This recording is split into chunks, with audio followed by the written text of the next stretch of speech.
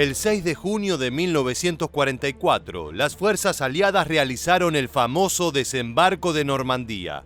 La operación, conocida con el nombre clave de Neptuno, fue un enorme ataque anfibio sobre el norte de Francia, con el objetivo mayor de liberar las tierras francesas de las manos de la Alemania nazi. El día D marcó un antes y un después en la Segunda Guerra Mundial y es recordada hasta el día de hoy como uno de los hitos más fundamentales de todo el conflicto. Sin embargo, hay algo que no todos saben. El desembarco de Normandía tuvo una operación hermana, la Operación Dragoon. La misma consistía en un ataque sobre el sur de Francia realizado en simultáneo al día D. Sin embargo, esta fue demorada y finalmente tomó lugar 2 meses después que su operativo gemelo. A pesar de no ser tan ampliamente recordada como el desembarco del 6 de junio, la Operación Dragoon fue absolutamente fundamental para liberar Francia de las garras alemanas. Pero ¿cómo se desarrolló el segundo desembarco aliado en tierras galas? ¿Por qué no se lanzó en su fecha original? ¿Cuál fue su importancia para vencer a las fuerzas de Hitler en Francia?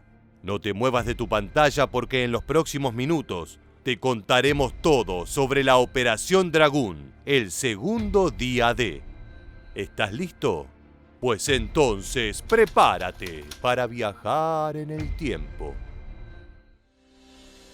La primera propuesta concreta de un desembarco anfibio en el sur de Francia fue realizada por el general George Marshall en mayo de 1943, pero fue rechazada por el presidente Roosevelt en ese momento. No obstante, cuando avanzaron los planes para la Operación Neptuno en 1944, se retomó esta idea, que pasó a ser conocida como Operación Envol. Charles de Gaulle insistía en otro desembarco donde las fuerzas francesas participaran en la recuperación de su país. Al mismo tiempo, la simultaneidad de los operativos permitiría abrir 2 frentes contra los alemanes. A pesar del entusiasmo francés, soviético y norteamericano, no todos estaban de acuerdo en lanzar este ataque en el sur de Francia. Winston Churchill se oponía vehementemente a esto, dado que consideraba que los recursos serían más útiles operando en Italia y atacando los Balcanes para negarle a Alemania petróleo.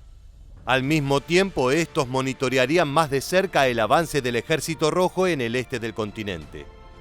De cualquier manera, si bien se avanzó con los 2 desembarcos simultáneos en Normandía y en Provenza, el plan debió ser modificado y la Operación Envol fue cancelada, dado que no había los recursos suficientes para 2 ataques de ese tamaño al mismo tiempo. El día D fue un éxito inicial a pesar de las numerosas bajas aliadas, logrando tomar el control de varias playas y haciendo retroceder lentamente a los alemanes durante junio y julio. Sin embargo, la Operación Envol fue reconsiderada a mediados de julio. La apertura de otro frente y la captura de puertos en la costa mediterránea podía resultar más que útil para debilitar aún más a Alemania. Al mismo tiempo, los puertos de Normandía estaban demostrando no tener la capacidad suficiente para las necesidades de abastecimiento de los aliados. La presión de Charles de Gaulle para que las tropas francesas participen de la histórica liberación de su propio país logró su cometido. El 1 de agosto se aprobó ese segundo desembarco para el 15 de ese mes. La operación se rebautizó como Dragoon. Durante las semanas previas al ataque, los aliados prepararon el terreno a través de varios bombardeos contra puntos estratégicos en la zona de Provenza. El más exitoso de estos logró hundir 9 submarinos U-boat alemanes anclados en el puerto de Tolón. Estos raids aéreos despertaron la sospecha de la tropa alemana, que luego de informes de aviones de reconocimiento que habían divisado escuadras enemigas zarpar de Argelia, confirmaron que habría un segundo desembarco. Cuando llegó el 15 de agosto, el elemento de sorpresa ya no existía. Las maniobras de distracción no surgieron efecto en las fuerzas germanas, que estaban preparadas para el ataque masivo. Durante esa madrugada, los aliados realizaron numerosos bombardeos y misiones tácticas para debilitar la resistencia alemana. Comandos americanos tomaron la isla de Levante y la de Port-Cru. Por su lado, fuerzas francesas despejaron minas acuáticas y se hicieron con Pont du Frère. Durante el amanecer de la jornada, la flota aliada bombardeó intensamente las defensas alemanas para preparar el desembarco. El primero de estos se dio en la playa Alfa, situada entre Saint-Tropez y la bahía de Cavalier.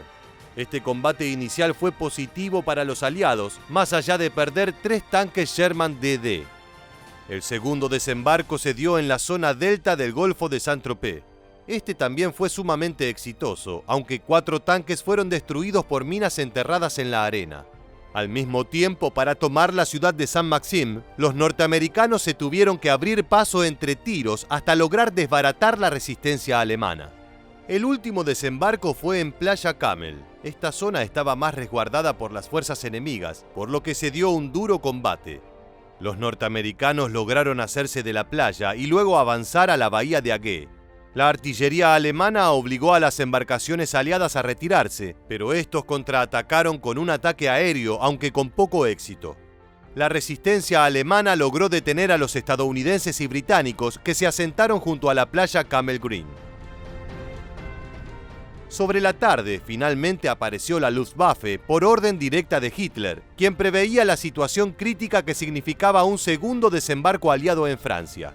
La Fuerza Aérea Alemana atacó intensamente, perdiendo varias naves, pero consiguiendo hundir la barcaza norteamericana LST-283 con 40 víctimas fatales. Sobre la noche, las fuerzas aliadas se reunieron con la resistencia francesa, que había logrado hacerse con 1.627 prisioneros del eje, mientras estos se retiraban. Esta heroica acción debilitó aún más a las fuerzas del Tercer Reich. Si quieres conocer más sobre las fuerzas de resistencia que se enfrentaron valientemente a los alemanes, no dejes de ver nuestro video sobre la Armia Krajowa, el increíble y enorme movimiento polaco para luchar contra los nazis. El primer día de la Operación Dragoon dejó 529 muertos y 500 heridos para los aliados. Sin embargo, resultó un éxito. Al día siguiente, las fuerzas germanas intentaron un contraataque que fue desbaratado con relativa facilidad. Al entender que Provenza estaba perdida, Hitler aceptó la retirada táctica de sus tropas hacia el centro de Francia. Sin embargo, varias divisiones de infantería se quedaron en las ciudades de Marsella y Tolón con la orden de resistir hasta la muerte. Esto llevó a las respectivas batallas por la liberación de estas ciudades, comandadas por las fuerzas francesas, las cuales estaban conformadas mayoritariamente por soldados africanos de las colonias.